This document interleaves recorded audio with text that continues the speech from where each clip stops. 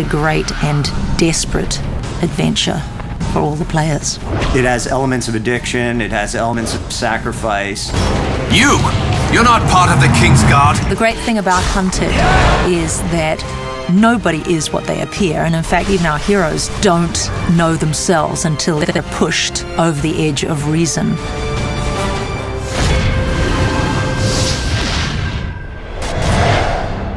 I became fascinated with the Mayans and this concept of this race of people that were so powerful and so organized as a culture that they were invading all of the outlying areas, rounding up all of the people, dragging them back to their temples and sacrificing to their gods. And so we took that concept and put it into a fantasy world. And you had your adventurers. If their goal was to try to stop that from happening, it became very interesting. They are interfering with my slave. Because the Mayans didn't see themselves as evil. They saw themselves as doing what was right to their own gods. When you think somebody's rotten to the core, and then all of a sudden you relate to them and you understand them. That's the beauty of Hunted.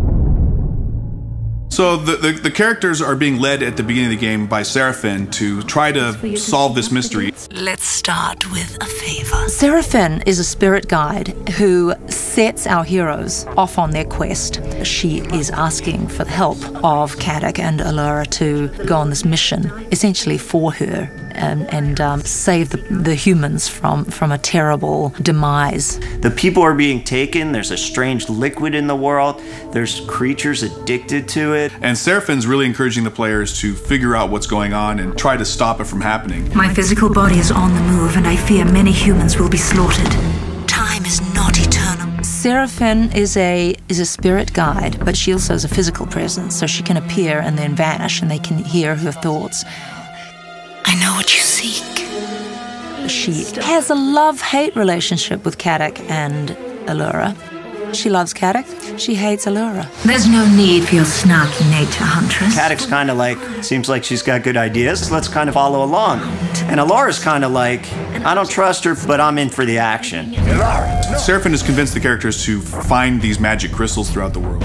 And you use these crystals and give them to Seraphin, and she in turn bestows magic skills and magic abilities on the players. Now please, hand me the crystals. And she desperately needs you to achieve certain quests for her. And she, as a spirit guide, is relaying messages to you. You must get this done, otherwise I will die.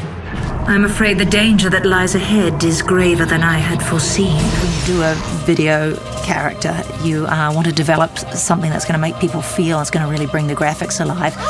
Grow accustomed to it in time. I want you to feel the danger. I want to put a chill down your spine when she's saying it's cold. You know, I want people to feel that it's cold. I want you to feel the terror. I want that quest to feel real to you. Oh, you must trust me. The sooner we put an end to this Anurin, the better. The more you unravel the mystery, the more you get sort of a different angle on what you were being told to do and why. There's plenty of clues along the way, and we very delicately place those throughout the world.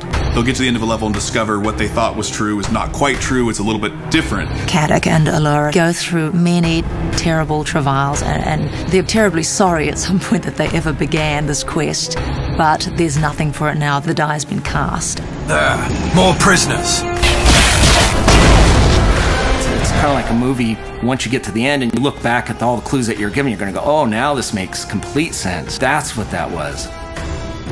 The end is literally soul-destroying for somebody. I'm not going to say who.